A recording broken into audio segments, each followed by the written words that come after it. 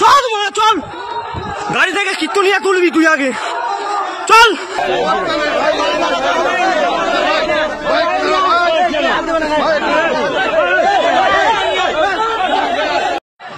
চল তুই মারা, চল চল মারা, চল কীর্তনিয়া তুলবি তুই আগে, চল। কীর্তনিয়া তুই, কীর্তনিয়া তুই, চল মারা, কীর্তনিয়া তুই। কথায় আছে বেশি গাঁড় পাকা হলে যা হয়, মাফ করবেন অনেকের হয়তো কথাটা শুনতে একটু খারাপ লাগলো, কিন্তু এই কথাটা এই মানুষটার জন্য একদম পারফেক্ট। কেন বলুন তো? হয়তো আপনারা একে দেখে অনেকেই চিনতে পেরেছেন, আর যারা বুদ্ধি সম্পন্ন ব্যক্তি রয়েছেন তারা এই মানুষটাকে দেখা মাত্রই ইগনোর করে যান। এই মানুষটা হলেন, থাক নামটা আর বললাম না, অনেকেই হয়তো জানেন। তো এর যে ব্যবহার, সেই ব্যবহার সম্পর্কেও আপনারা অনেকেই জানেন। এ অতীতে ছিল একজন চোর, আর বর্তমানে চোরের জায়গা যেখানে সেখানেই হতে চলেছে। দেখুন এই ছোট্ট ভিডিওটা, তার প্রমাণ আপনাকে দিয়ে দেবে। তারপরে আপনাকে কয়েকটা ক্লিপ বা ভিডিও দেখাবো যা এর পরিচয়কে দেখাবে যে কতটা নিচে নামতে পারে, আর কেন আমি ভিডিওর শুরুতে গালাগালিটা দিলাম। তবে হ্যাঁ, আপনারা কেউ দয়া করে বেশি বাজে গালাগালি দেবেন না, কারণ আপনাদের মুখের একটা মূল্য রয়েছে। সুতরাং এই ফালতু মানুষের জন্য নিজের মুখটা নষ্ট করবেন না। তো চলুন ছোট্ট ক্লিপগুলো দেখে নেওয়া যাক।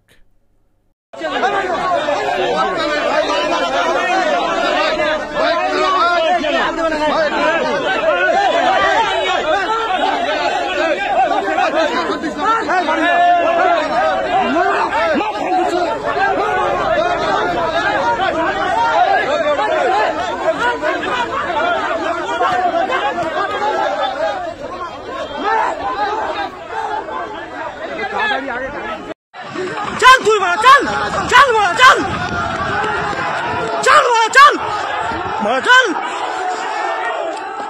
ওকে ধর্ম শিখিয়ে দেবো, চল চল মারা, চল।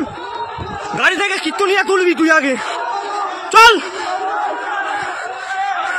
কীর্তনিয়া তুই, কীর্তনিয়া, কীর্তনিয়া তুই, কীর্তনিয়া তুই, চল মারা, কীর্তনিয়া তুই, কীর্তনিয়া। কৃষ্ণ অসুর, কৃষ্ণ অসুর আসছে আসছে। যখন পাপের ঘোড়া ভরে যায় ঠিকানা তখন নরক হয়, কিন্তু এর মতো অপদার্থ কীট এরও জায়গা নরকে নয়। তাই এর মতো অপদার্থ কীটকে এটা বলে দেওয়া উচিত, এ যেহেতু কীর্তন করে, কীর্তনের নামে কি করে সেটা আমরা প্রত্যেকেই কম বেশি জানি। তো এর জানা উচিত ভগবান শ্রীকৃষ্ণের বিরুদ্ধে আচরণ করার জন্য ঠিক শিশুপালের কি পরিণতি হয়েছিল। তাই এর মতো অপদার্থ মানুষের যে আর কি পরিণতি হতে পারে সেটা কিন্তু ভবিষ্যতই জানে। সুতরাং এর মতো জ্ঞানমূর্খ পাপীর এমনই সাজা হওয়া উচিত, বা আইনি ব্যবস্থা নিয়ে একে আরও কঠোর সাজা দেওয়া উচিত, কারণ এ সমাজের একটা বিষাক্ত পয়জন।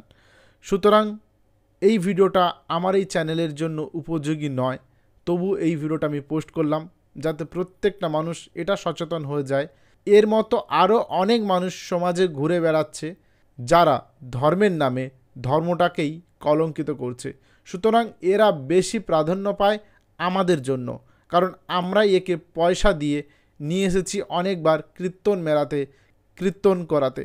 সুতরাং দোষ কিছুটা হলেও আমাদেরও রয়েছে, এখনও সময় আছে, শুধরে যান। ভালো থাকুন সবাই, আর পাপীদের অবশ্যই সাজা হওয়া উচিত।